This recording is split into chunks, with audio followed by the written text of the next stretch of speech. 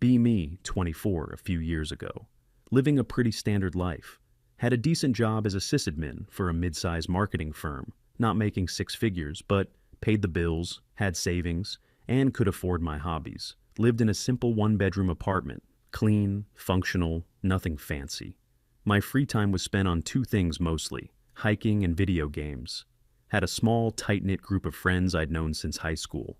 We'd either go camping on weekends or just chill online, playing whatever was new. Life was stable. I was content. I wasn't aiming to be a CEO or a rock star. I just wanted a peaceful existence.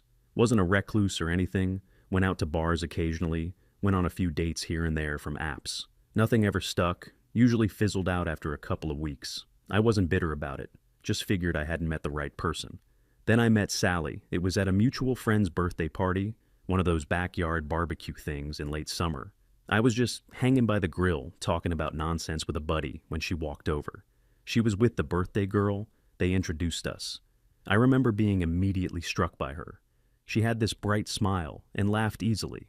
We started talking, and it was effortless. Not the usual awkward small talk you have with strangers. We talked for what felt like hours, about movies, travel, dumb stuff we did in college. She seemed genuinely interested in what I had to say. Even when I mentioned my nerdy hobbies, she didn't get that glazed-over look. She asked questions, she engaged. At the end of the night, I walked her to her car and asked for her number. I was half expecting a polite rejection, but she smiled that bright smile again and gave it to me. Felt like I was floating all the way home. The first month was what you'd call a honeymoon phase. It was perfect. Our first date was just a simple dinner at a local Italian place, but we closed the place down. The conversation never stopped. We had so much in common in terms of values, or so I thought. Family was important to both of us. We both wanted to travel someday, see the world. She was smart, witty, and seemed to have a good head on her shoulders. She told me she was tired of guys who played games, guys who weren't serious. She said she was looking for a good, reliable man. My brain just went, bingo, that's me. I was all in. We spent almost every weekend together. Sometimes we'd go out, try new restaurants, see a movie. Other times we'd just stay in, cook dinner together, and watch something on Netflix. She seemed to love the simple things. She'd praise my cooking, even though it was just basic stuff like pasta or steak. She'd lay her head on my chest while we watched a show, and it felt like the most natural thing in the world. I introduced her to my friends. They all liked her. They said she was cool, down to earth.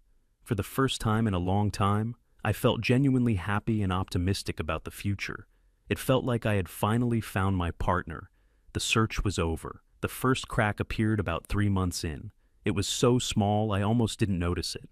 We were sitting on my couch, just relaxing after a long week. I was telling her about a challenging server migration I'd handled at work. I was proud of it. It was a complex problem, and I solved it. She was scrolling on her phone while I talked. I figured she was just half listening, which was fine. Then she sighed, a deep melancholic sigh. I stopped talking and asked if everything was okay. She turned her phone screen to me. It was a social media profile of some guy. Let's call him Damien. This Damien guy was the definition of an influencer. Perfectly chiseled jaw, flawless tan, designer clothes. One picture showed him on a yacht in the Mediterranean. Another showed him driving a supercar through a mountain pass. Another was him at some exclusive rooftop party in a big city. His whole life looked like a commercial for cologne. Sally said something like, "Can you imagine living like that? Just effortlessly successful." I chuckled and said, "Yeah, must be nice to have a trust fund." She didn't find it funny. She looked at me a little too seriously and said, "He's self-made. He's an entrepreneur. It's not about money, Adam. It's about mindset." The word mindset hung in the air. I didn't know what to say, so I just nodded. She went back to scrolling through his pictures, and the comfortable silence we used to have was suddenly replaced by an awkward one. I felt a strange, cold feeling in my stomach. It was the first time I felt like I was being compared, and I knew I didn't measure up. After that night, Damien became a ghost in our relationship. He was the invisible third person on every date, in every conversation. It started with my clothes. I've always been a simple dresser. Jeans, t-shirts with band logos, or from hiking trails, comfortable hoodies. Functional, that's what I cared about. One day Sally was looking through my closet. She had this thoughtful, almost clinical look on her face. She told me it was time for me to invest in myself. She said a man's appearance is a reflection of his ambition. A week later, for no special occasion, she bought me a shirt. It was a designer polo shirt, the kind with a little logo on the chest. I looked up the price online later. It cost more than my monthly internet bill. I thanked her, of course, but it felt weird. I wore it on our next date to make her happy. She beamed. "See, you look so much more put together, so much more high value." Mars high value. Another one of those words. The shirt was tight and uncomfortable. I felt like I was wearing a costume. But she was happy, so I pushed the feeling down. This opened the floodgates. My entire wardrobe was now under scrutiny. My favorite comfy hoodie was sloppy. My graphic tees were childish. She would send me links to online stores. Everything was sleek, minimalist, and expensive. I ended up spending a few $100s on new clothes just to keep the peace. A couple pairs of slim-fit chinos, some button-down shirts, a pair of leather shoes I could barely walk in. My friends noticed. One of them jokingly asked if I was going to a job interview. I just laughed it off, but it stung. I felt like I was losing pieces of myself, one t-shirt at a time. Once my appearance was upgraded, she moved on to my lifestyle. My hobbies, which she once found charming, were now problems to be solved. I remember one Friday night, I was planning to log on with my friends to play a new game release. It was a tradition for us. We'd all been looking forward to it. I told Sally about it, and she got this disappointed look on her face. She asked if playing video games was really how I wanted to spend my prime years. She showed me her phone again. There was a post from Damien. He was at a networking event for young entrepreneurs. He was holding a glass of champagne and smiling, surrounded by other people in expensive suits. Sally said, "Successful men don't waste their time. They build connections, they create opportunities." I tried to explain that it was just my way of unwinding, of staying connected with my friends. She framed it as a lack of drive.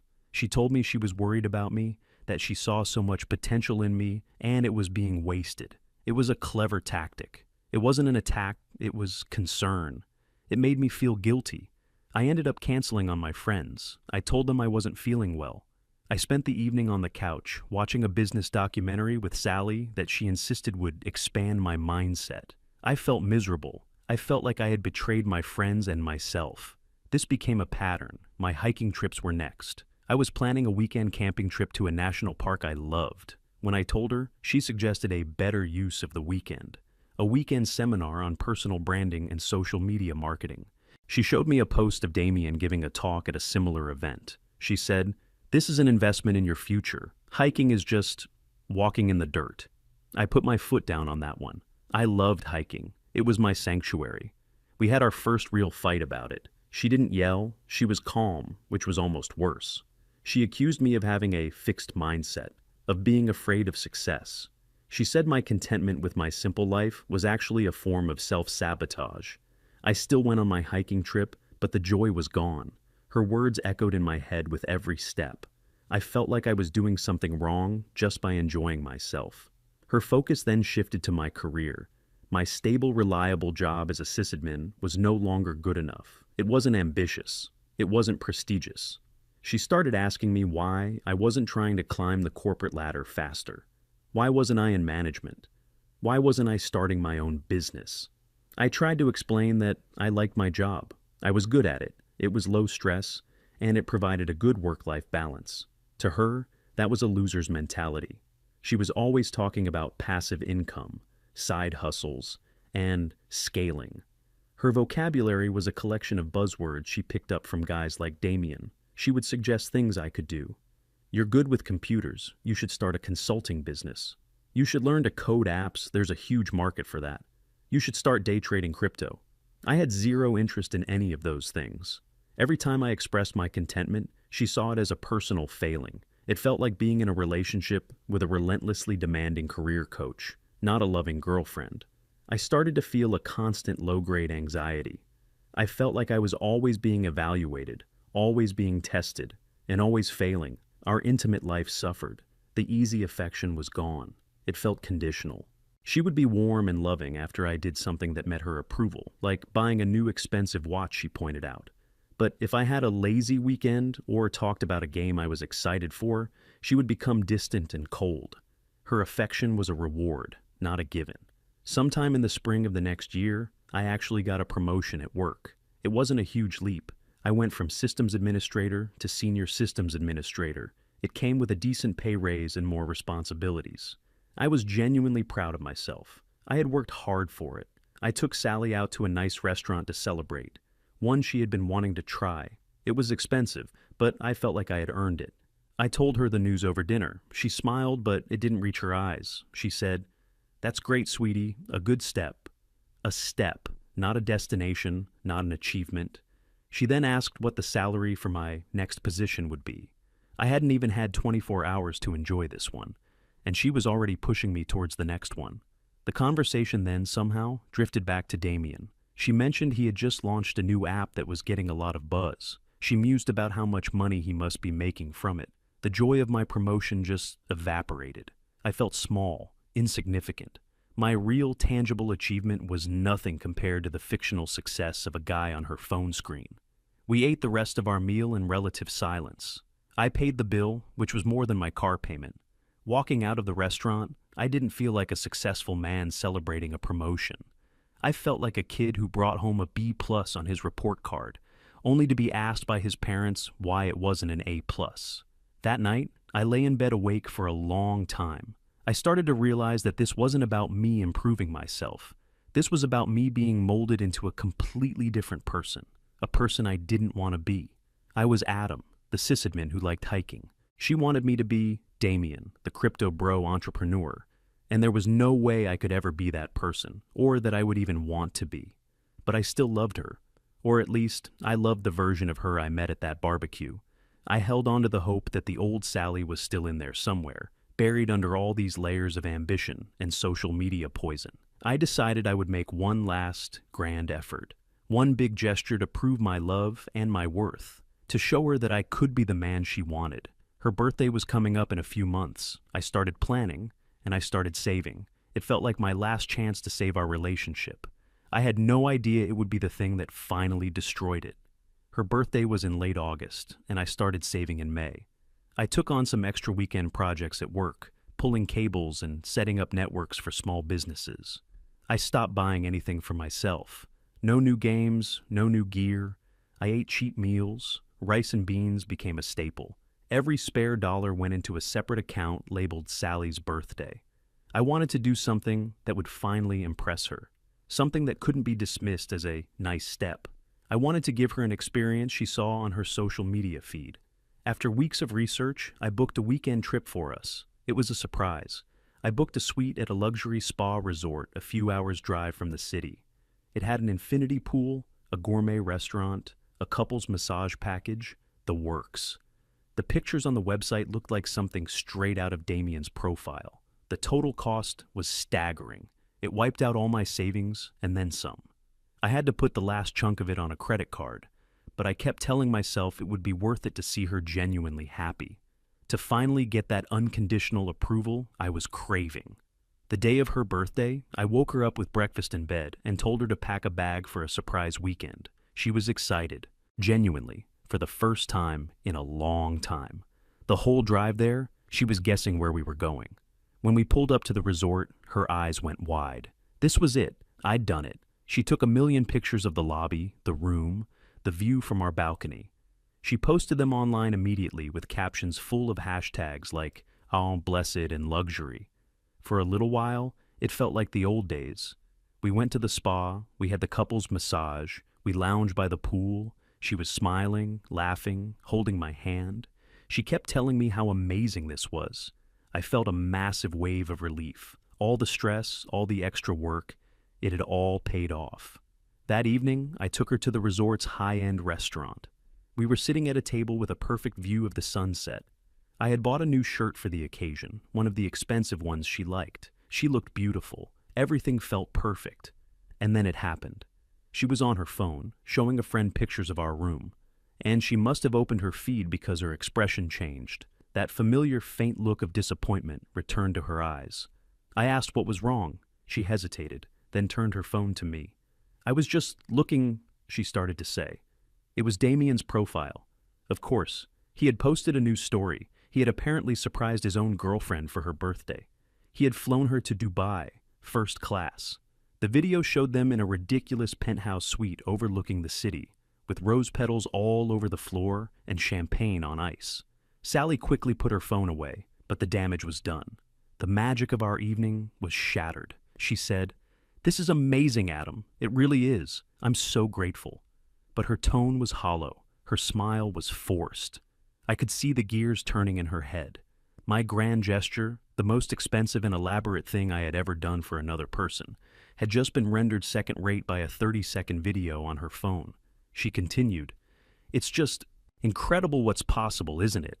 The levels of success some people achieve." I finally snapped. I wasn't angry. I was just broken. I told her quietly, "Sally, I am not Damien."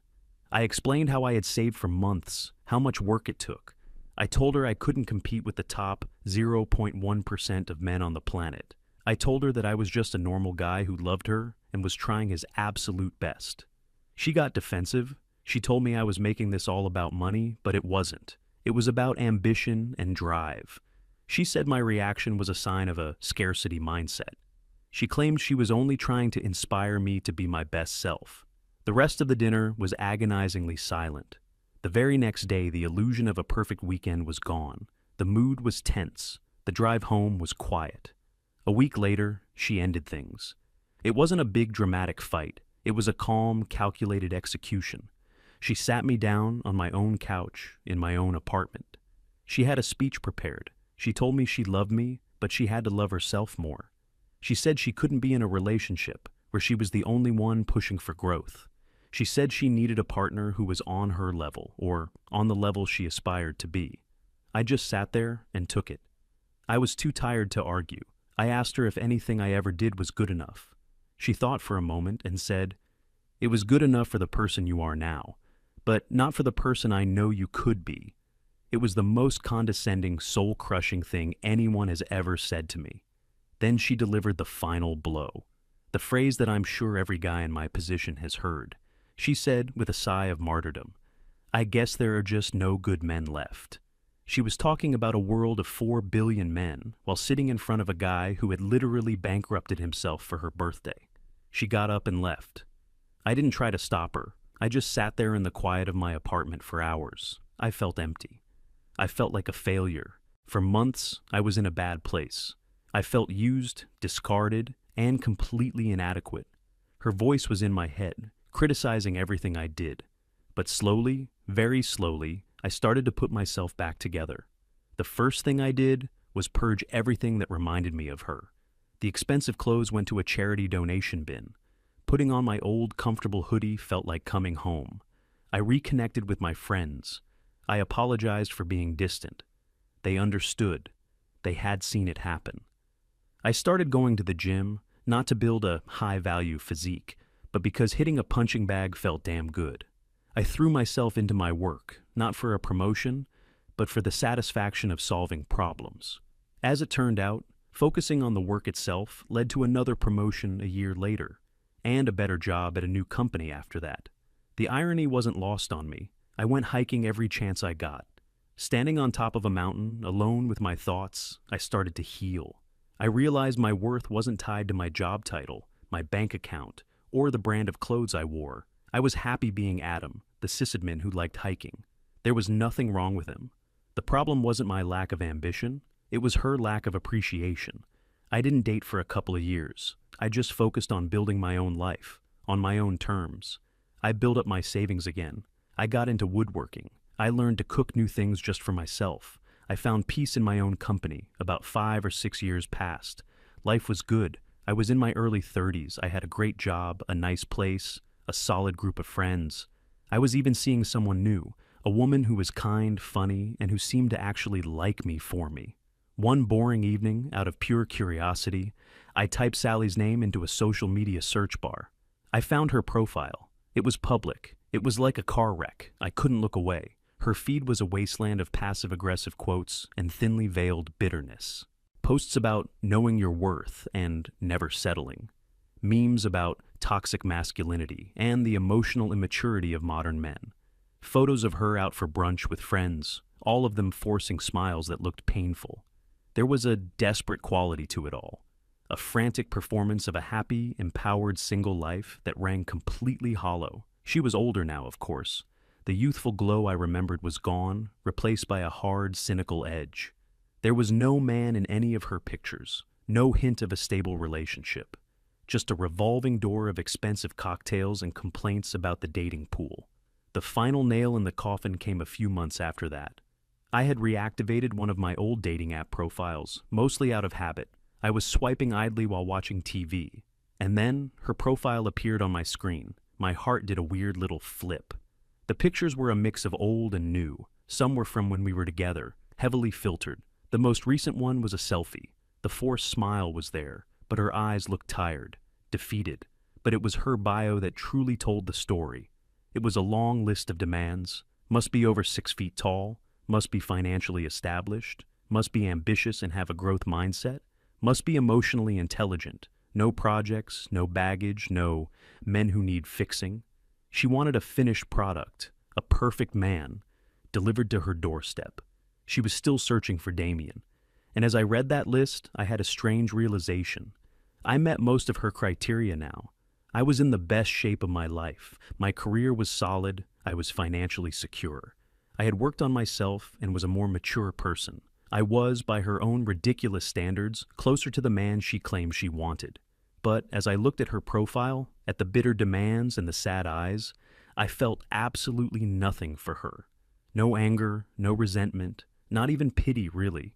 Just a profound sense of detachment. She had thrown away a real person who loved her in pursuit of a fantasy.